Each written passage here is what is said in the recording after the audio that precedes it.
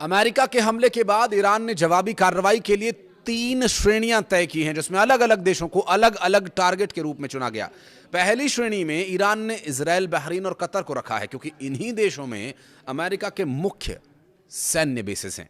दूसरी श्रेणी में ईरान ने उन देशों को शामिल किया है जो अमेरिका का एक व्यापारिक हित चाहते हैं या उनके साथ व्यापारिक संबंध हैं, जिसमें ईरान ने सऊदी अरब, संयुक्त अरब अमीरात और कुवैत को शामिल किया हुआ है। तीसरी श्रेणी में ईरान ने उन देशों को हमले के लिए चुना है जहां ईरान के प्रॉक्सीज भी सक्रिय हैं। इनमें इराक, सीरिया, जॉर्डन प्रमुख है। नमस्कार, मैं हूं आशीष त्रिपाठी आपके साथ। मिडिल ईस्ट की जंग की आग अब भड़कती जा रही है। अमेरिका और ईरान के बीच सीज फायर खत्म हो चुका है और दोनों देश लगातार एक दूसरे के ठिकानों पर जबरदस्त हमले कर रहे हैं। अमेरिका ने ईरान के कई इलाकों में सैन्य ढांचों को निशाना बनाया, तो वहीं ईरान ने भी मिडिल ईस्ट के कई देशों में अमेरिका के ठिकानों पर निशाना साधा। इन सब के बीच अब अमेरिका के राष्ट्रपति डोनाल्ड ट्रंप ने एक ऐसा ऐलान कर दिया जिस पर ईरान और नाराज हो सकता है।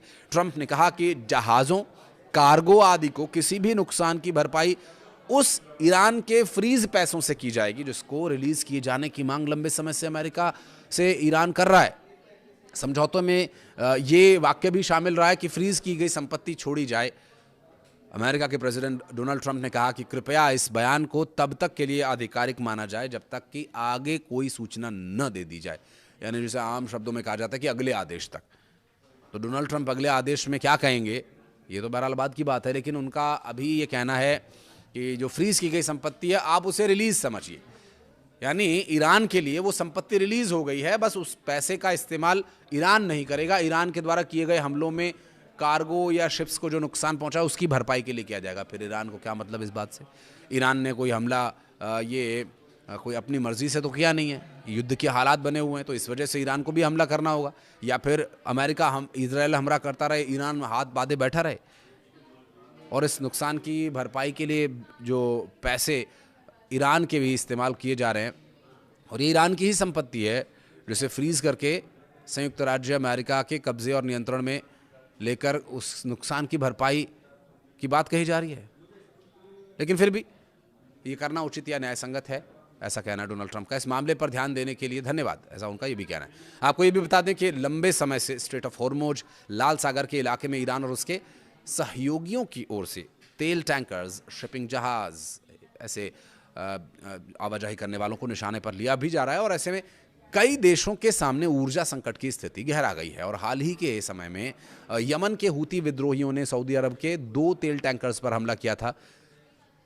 हूतियों के द्वारा यह ऐलान किया गया कि यमन के पास लाल सागर और उनको जोड़ने वाली बाब अल मंदेब, स्ट्रेट ऑफ बाब अल मंदेब, अरब के जहाज सऊदी अरब के जहाज़ों के लिए बंद है। दूसरी ओर ईरान और अमेरिका की जंग का असर स्ट्रेट ऑफ हॉर्मुज पर साफ दिखाई दे रहा है। यहाँ ईरान का भी कब्जा है। अमेरिका चाह रहा है कि वहाँ से ईरान हट जाए। जहाज़ों पर हमले की वजह से संकट और गहरा गया है। अमेरिकी सेना ने गुरुवार को जानकारी ये दी कि उसने ईरान के सैन्य ठिकानों पर और हमले शुरू कर दिए हैं। सेना ने ये बताया कि ये लगातार ऐसी 13वीं रात है जब हमले किए जा रहे हैं और मकसद ईरान को जवाबदेह ठहराना और कमर्शियल शिपिंग के लिए इस्लामिक रेवोल्यूशनरी गार्ड कॉर्प्स से पैदा होने वाले खतरों को कम करना। और इसी चक्कर में बारूद तो बेतहाशा खर्च हो रहा है, लेकिन हासिल वसूल कुछ नहीं हो रहा है।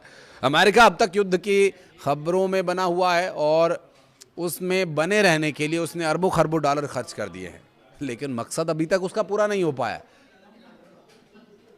युद्ध छेड़ने का जो मुख्य कारण था, ईरान का मिसाइल प्रोग्राम, यूरेनियम, परमाणु हथियार, अंडरग्राउंड ठिकाने, ये सब बातें उसमें शामिल थी।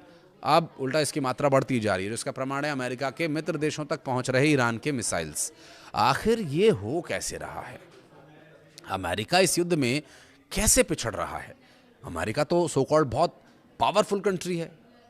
जॉर्डन से लेकर कुवैत और इराक तक अमेरिका के हर सैन्य बेस पर ईरान की बैलिस्टिक मिसाइल्स और घातक ड्रोन्स का कहर बरप रहा है।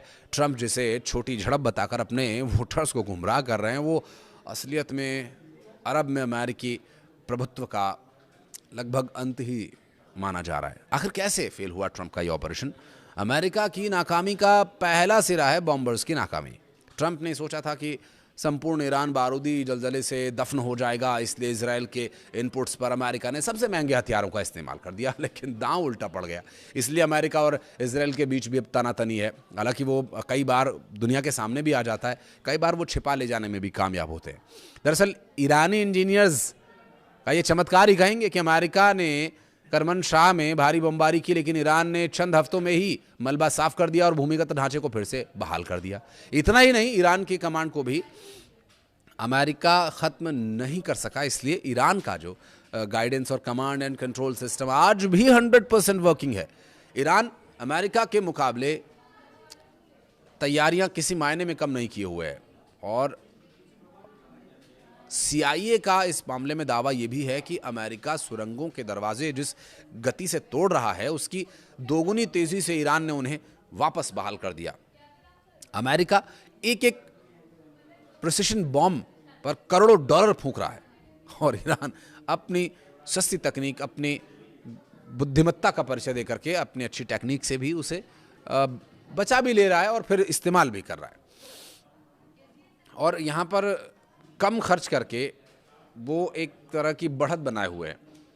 सस्ती मिसाइल्स और ड्रोन से अमेरिका को अरबों का नुकसान पहुंचाया जा रहा है। यानी ये तो वही बात हो गई कि आपने एक पत्थर मारकर पूरा शीश महल तबाह कर दे, जिसमें करोड़ों रुपए का खर्चा आया हो। बहरहाल जॉर्डन के अमेरिका बेस पर हुआ हमला इस बात का जीता जागता सबूत भी है, जो ये बताता है कि ईरान की न तो मारक क्षमता कम है, न ही उसके पास हथियारों की कोई कमी है, लेकिन ट्रंप इसे अपने देश में कैसे पेश कर रहे हैं। अमेरिकी प्रेसिडेंट डोनाल्ड ट्रंप ने कहा कि मैं इसे एक झड़प कहता हूं, युद्ध नहीं, झड़प। ईरान के साथ हमारी एक झड़प हुई है। उन्हें इतनी जोरदार चोट पहुंची है कि वो समझौता करना चाहते हैं। डोनाल्ड ट्रंप का ये कहना है। ट्रंप ये कह रहे हैं कि मैं ये भी कहना चाहता हूं कि वो अभी समझौते के लिए तैयार नहीं है, जल्द ही तैयार हो जाएंगे। तो एक ही बात आप दोनों तरह से कह रहे हैं, या दोनों बातें एक ही इंसान कह रहा है कि वो बातचीत के लिए तैयार है लेकिन बातचीत के लिए तैयार नहीं भी है। शायद यही ट्रंप की झेप है। बहरहाल जिसमें उनके भाव, उनके चेहरे के और उनके बयान बिल्कुल मिल नहीं खा रहे। और ऐसा इसलिए है सिर्फ क्योंकि ईरान की ताकत का अंदाजा अब अमेरिका सेना को हो चुका है। शायद डोनाल्ड ट्रंप को भी। ईरान की असली ताकत है उसकी मिसाइल का भंडार, जिसमें शॉर्ट रेंज बैलिस्टिक मिसाइल बहुत अहम भूमिका निभा रहे हैं। इनकी रेंज 150 किलोमीटर से लेकर के 1000 किलोमीटर तक है। इसमें फतेह 110, फतेह 313, जुल्फिकार, देजफुल और कियाम मिसाइल्स भी शामिल है। और इसके अलावा Iran medium range ballistic missiles का भी जबरदस्त तरीके से इस्तेमाल कर रहा है, जो 1100 किलोमीटर से लेकर के 2000 किलोमीटर तक है। शहाब 3, गद्र 110, एमाद, खैबर, शिकन और हज कासिम मिसाइलें इसमें शामिल है। और हैरानी की बात यह है कि इन मिसाइलों का भंडार कभी खत्म नहीं होगा।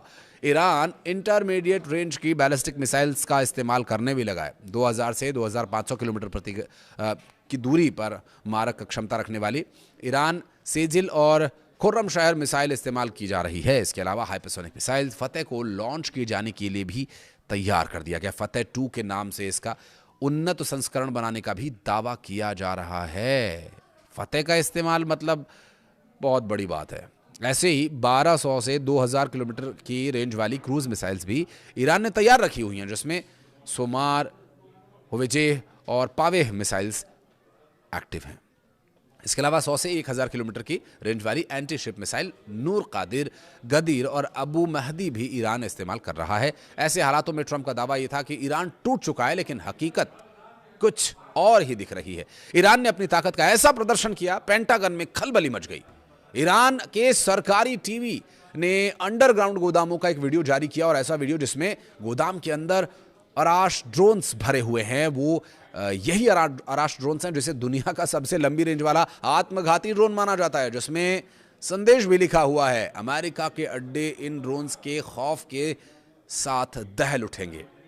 और इस खौफ का ताज़ा सबूत बीती रात कुवैत, इराक और जॉर्डन पर हुए हमले भी हैं। और यही नहीं, ईरान की ताकत का अंदाज़ा इसी बात से आप लगा लीजिए कि ट्रंप ने ईरान के बुनियादी ढांचों को तबाह किए जाने की धमकी दी, और ईरान ने अरब का जो गैस, तेल, आर्थिक इंफ्रास्ट्रक्चर है वो जलाकर राख कर दिया। ईरान के हमलों के बाद अब दहशत में खाड़ी देश हैं, अरब देश हैं। कुवैत की सेना ने दावा किया कि उनका एयर डिफेंस सिस्टम ईरान के ड्रोन हमलों को रोकने की कोशिश कर रहा है, लेकिन कोशिश कामयाब हो रही है। कुवैत में भारी नुकसान की सैटेलाइट तस्वीरें सामने आ चुकी हैं। इस महाविनाश के बीच अमेरिका ने ईरान पर एक बार फिर हताशा भरा जवाबी प्रहार भी किया। अमेरिका ने फिर बुशहर न्यूक्लियर प्लांट को टारगेट बनाकर हमला किया, लेकिन इस हमले में प्लांट को कोई नुकसान नहीं हुआ है।